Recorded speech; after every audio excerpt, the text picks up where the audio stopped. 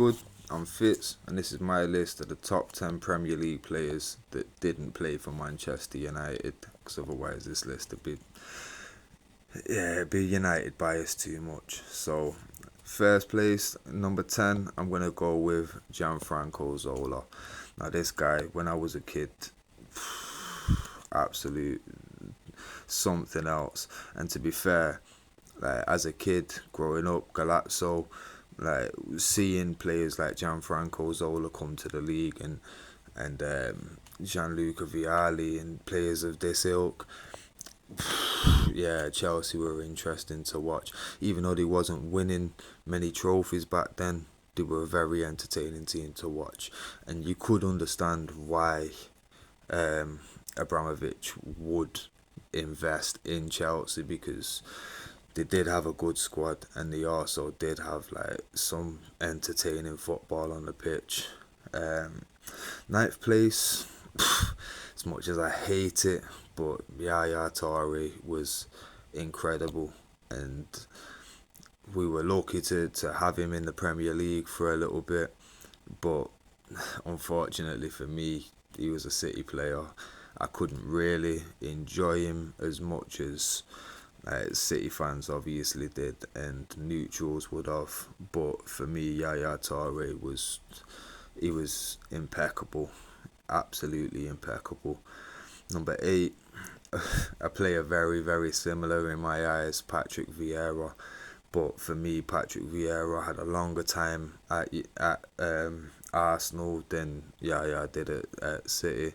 And for me, the rivalry with Keane, as much as at the time I could not stand Patrick Vieira, like now there is that respect level to it, you know what I mean? So yeah, Patrick Vieira definitely deserves to be on this list. Number 7, Mikel Essien. Now, what a complete baller this guy was, and the shot on him, he did in many ways remind me of like a big strong Paul Scholes. You know what I mean? Like he had so much strength and power about him, but his technical ability was just on point. His pass was ridiculous, and what a shot did this guy have on him. Like, absolutely ridiculous. Massive reason why Chelsea was successful. And it's not a surprise that Real Madrid come in for Mikel Essien either. It was just unfortunately that when Real Madrid sign players like that, they become essentially squad players. Like, just refer back to Claude Makelele. Like, players like this are star players. They go to Galacticos and yeah. But Mikel Essien's time in the Premier League, for me, one of the best midfielders that the league's ever seen. Number 6, we're going to stay at Chelsea with Didier Drogba. Didier Drogba he was scary. Every time we was facing Chelsea, I hated to see his name on the team sheet, but you knew it was going to be there. You knew there were certain names that were never going to miss that fixture. And he was the consummate big game player as well. Like, you always knew he was going to get a goal. You know what I mean? Like, he was that dangerous. And like I say, talking about pace and power and technique, like, Didier Drogba was disgusting. But yeah, number 6 for me. Number 5, I'm going to stay at Chelsea. We had some great players, I can't lie. Eden Hazard. Now, it pains me a little bit more that he should have been at United. And obviously, anyone that knows the story knows the story. Chelsea stole a handful of players from United around them times. And I think Eden Hazard is definitely the one that we felt the most, and watching him play and watching him evolve into the player that he became, like, take away what happened when he went to La Liga. We're talking Premier League players. Premier League, Eden Hazard. Yeah, not many can compare with him in his prime. Nah, it's not happening. Now, number 4 may not be as high on a lot of people's list, but for me, this guy made watching Match of the Day fun every single week as a kid. Paulo Di Canio, absolute icon of the game. I don't care what anybody says. This guy could produce magical moments and was just constantly followed by controversy. And as a kid, the aura was insane. And obviously, it again pains me to know that like Sir Alex Ferguson did actually reach out and try to sign Di Canio once or twice, and Di Canio just he was too loyal to the club that gave him his armband, and even more respect for him for it. But just to see him in a United shirt would have been something special. But yeah, number 3, I'm gonna go Dennis Bergkamp.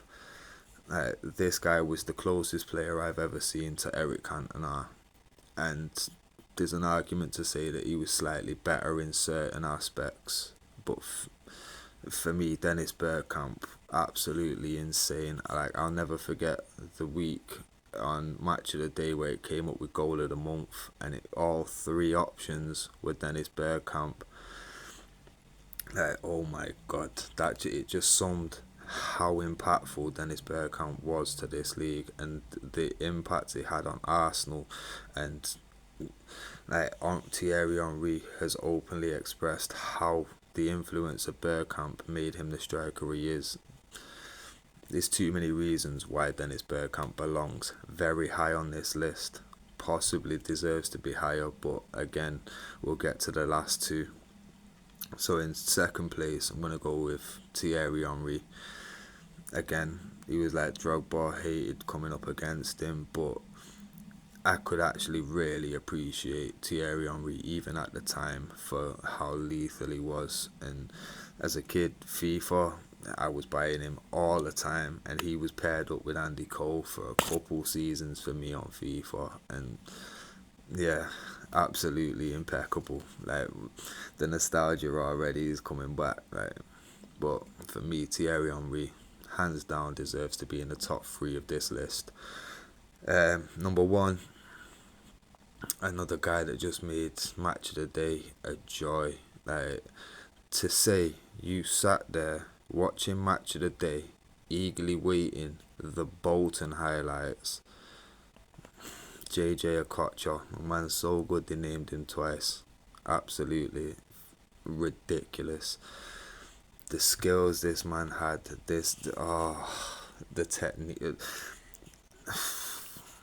As soon as this video ends, I beg you go and search JJ Okocha highlights and just enjoy. Just enjoy. That guy was absolutely ridiculous. For me, on his day, it's Okocha Rodinho. It's a close call, especially when it comes to skills. It's yeah. But JJ Okocha, every single week produced something that Match of the Day you just had to catch. You know what I mean? And for that reason, for me, JJ Okocha, considering it was such a surprise to where he went, how they got him, how much it cost them. For all the reasons above, the shock factor could be a major influencer here, but JJ Okocha, number 1. So yeah, I'm going to run through the list one more time. Hopefully it'll appear on the screen whilst I'm going through for you. So we're going to go number 10, Gianfranco Zola. Number 9, Yaya Toure. Number 8, Patrick Vieira. Number 7, Mikel Essien. Number 6, Didier Drogba. Number 5, Eden Hazard. Number 4, Paulo Di Canio. Number 3, Dennis Bergkamp. Number 2, Thierry Henry. And number 1, JJ Okocha. Yeah, man. Let me know who you think shouldn't have been on the list, should have been on the list, should have been higher, should have been lower, all that there. Let me know who your favourite Premier League players are of all time. And yeah, thanks. I'll catch you on the next one.